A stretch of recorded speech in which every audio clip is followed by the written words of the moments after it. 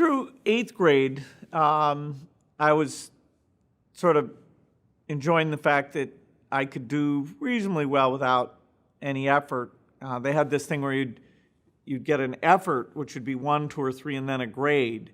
And so the ideal I always wanted was an A3, where you had the least effort but the highest grade. So my grades weren't all that great. And then in 8th grade, I had been at a private school for a couple of years and decided that I better start getting good grades, both in terms of having some freedom, the way I'd be treated, and thinking about college. So from 9th grade on, I had a reasonably spotless grade record. So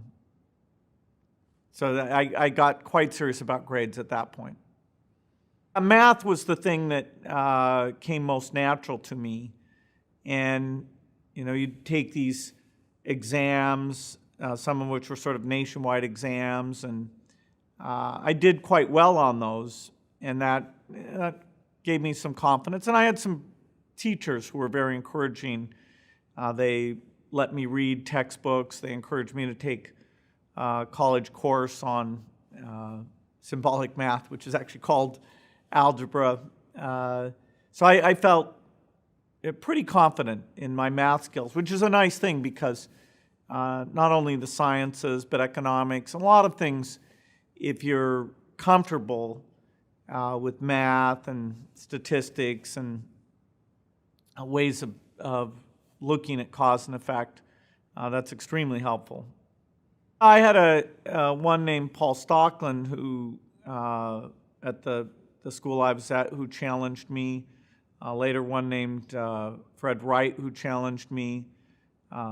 Then, I actually majored in math for the time I was at college because, it was a very interesting topic. But it was kind of a strange topic because there's not a direct career for most people in terms of being a full-time mathematician. So for all but very few people, it's a tool that you use, but probably not what you're going to spend your life working on. My parents had this notion that I had this high potential somehow and that I was not taking advantage of it. The environment I'd been in, sort of being a goof-off, was more socially rewarding than being that serious. And it was public school, so they weren't pushing people all that hard. You could read the textbook in the first week and, sort of there wasn't anything interesting going to happen the rest of the school year. And so they had me take an exam to go to a private school. And I thought, well, should I pass this exam or not? You could fail it and you wouldn't have to go. But that sort of violated my sense of integrity that, hey, I'm good at taking tests. I don't want to get confused about that. So I was admitted, and they encouraged me to go. It was a boys' school, reasonably strict. During the time I was there, it actually transitioned, merged with a girls' school, and stopped having uniforms, stopped calling the teachers master.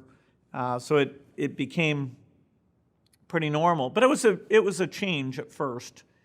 And the idea of just being kind of a goof-off wasn't the sort of high reward position like it'd been in public school. So that my parents were right. It had the intended effect of creating a more challenging environment. And some teachers who were nice about saying that I should try harder and exposing me to a lot of math and science. And eventually, that's where I got to use the computer. Lakeside was a longer school day, and it's a change. I had gotten super comfortable at public school, kind of being goofy, and here people were studying, and at first, because I didn't get great grades, they had me in a study hall, and a few people who got really good grades didn't have to go to the study hall, and nobody knew, that I was actually clever. So, they were actually treating me like some average student. Anyway, it was an adjustment, and all the other kids there were making the adjustment as well. So it took a couple of years to get my grounding. I'm super glad that I went to that school. It was a fantastic school. I'll probably send my kids to that school.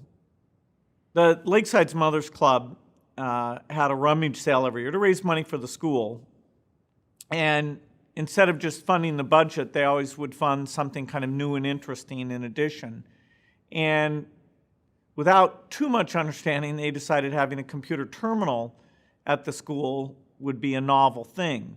It was a teletype, uppercase only, 10 characters a second, and you had to share a phone line to call into a big computer, a time-sharing computer that was very expensive. It charged, when you were connected up, it would charge, and then when you actually had a program running, it would charge a lot more. And so they set up this teletype, and some of the math and science teachers, played around with it. One of them accidentally spent a lot of money with the infinite loop program. They spent like $200 by surprise. And so they were a bit intimidated, and a bunch of us kind of hung out there and tried out different things. The programming language was BASIC, which was quite novel at the time. It had been invented by some Dartmouth professors. And so that was the first computer language I learned. And I wrote increasingly complex programs. And so that 8th grade exposure was a pretty neat thing, even though what the machine we were working on was quite limited. The idea of students playing around with a computer was very unusual at the time. And in fact, that computer, eventually the costs were high enough they took it away, but then some other computer companies had come around, including one in Seattle, that a bunch of us went down and volunteered to help out and do some work for us. So from that point on, we always managed, although it was dicey at times, to find access to computers. And that was very unusual in high school. But it took a lot of initiative on our part to get those experiences, but we wouldn't have done it if we hadn't had that early 8th grade exposure. The key point is that computers were immensely expensive and cost millions of dollars, a machine that was far less powerful than what you have in a cell phone today. And so that either you'd have a very important application, or you just shared the machine with other people, and still you had to pay quite a bit of money. And so time sharing is where you're connected up and sharing the machine. It's a lot better than sending your programs in, because you can see when you make a mistake pretty quickly. Even so, because they charge us so much, we'd actually type the programs offline on a paper tape so that we didn't have any delay for typing. And then when we got onto the computer, we'd feed in that tape so that there was less time online. But it gave you a sense of, okay, what you got right and wrong, and you could try and correct things. We also, because at that time the dominant form of computing was using punch cards, we actually did that quite a bit. We were down at the University of Washington and used some of those punch card systems. As computers became less expensive, so-called mini computers, then more people had access, mostly scientists and business people, but also we managed to find machines that weren't being used at night. The idea of a machine is something that an individual would use and that would just sit there idle when they weren't using it. That only made sense about a decade later, when the work that we and others had done had gotten the price down so dramatically that the idea of a computer sitting idle doesn't feel like some huge waste of resources like it did when they were so expensive and rare.